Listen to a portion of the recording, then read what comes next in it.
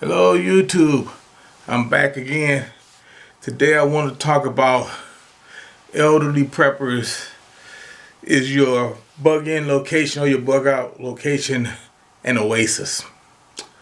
See, what I mean by that is, if things go bad and you gonna bug in like me, because I'm a bug in, are you gonna be able to at least be able to live a self-sufficient lifestyle where it's like you out there in the middle of a desert, and out in the desert there's barren land everywhere. There's nothing out there, but in your spot where you at, you have a garden, you have animals, if you're raising chickens, or maybe you even have some cows or pigs or whatever. If you're out in the rural areas, I mean, is it an oasis out in the middle of like I say, a desert? Are you going to be ready if you have to have that kind of situation? Because once things go bad, I mean, there's nothing to hope for. I mean, as far as people coming to help you. And I done said this 1,000 times. Don't count on the government. They're not coming to help you. If anything, they're coming to take what you got, because they're going to need all the resources that they have. I mean, there's going to be farm confiscations and weapons confiscations and food. They're going to take all of that. I mean, and they're going to leave you with nothing and tell you, here's the due bill. When this all over, you can cash this in with the government, like it's gonna mean anything. Government script, because nobody's gonna be using money anywhere. It's gonna be an economic collapse after everything happened. So I mean, you're gonna be thirsty, hungry. You're gonna be scared. I mean, you're gonna be frightened. You might even be injured because of what might happen. So you got to be careful. Like me, like I said, my spot is gonna be an oasis in the city. I'm gonna have everything I need. I'm not gonna be in the dark. I'm not going to be hungry. I'm not going to be cold. I'm not going to be starving, because I'm a prepper. And I'm prepared to do what it takes. Him, them, and they're not us. They can go ahead and do whatever. There's a lot of different kind of people we're going to run into when this goes bad. And the ones I worry about mostly is the zombies, because I'm in the city and the zombies are going to be running wild. See, but if you're in the rural areas, even in the suburbs, you're going to have a lot of looters and rioters and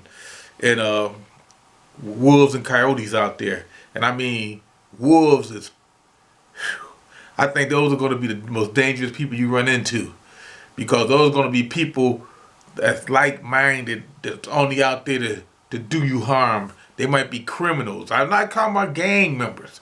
I'm talking about they might be murderers, burglars, rapists, and they all get together because they all did time at the same prison, and they might even be prison guards in there with them because they want to survive, and they were on the edge of being a criminal anyway. So I'm just saying, the wolves are the ones you got to watch out for. Coyotes are not so much, because they'll get you. They're mostly opportunists, but they'll get you if you don't watch your back. But you got to watch out for roaming groups of teenagers and crazy people that's off their medication. You got to watch out for them.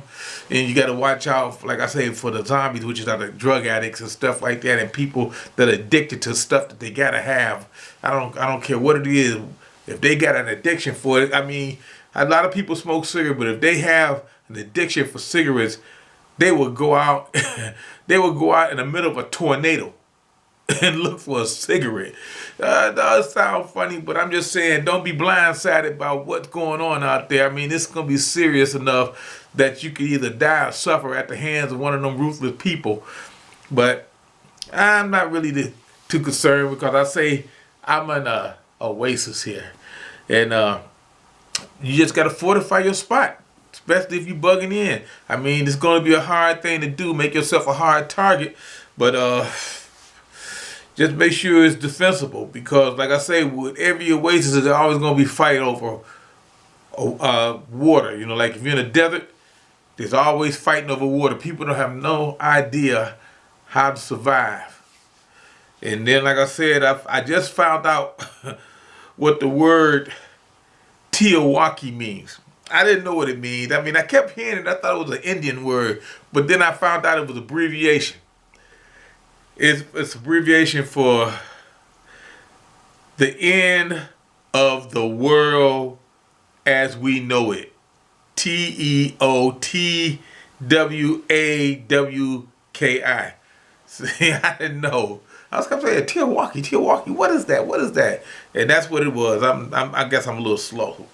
But anyway, I didn't want to make this a long video. I just want to make sure that you understand that if you bugging in, or if you at a bug out location, make it an oasis, because you're going to be out there around a bunch of barren land, and you're going to be out there in a desert situation, because all that stuff around you and all them people that's around you,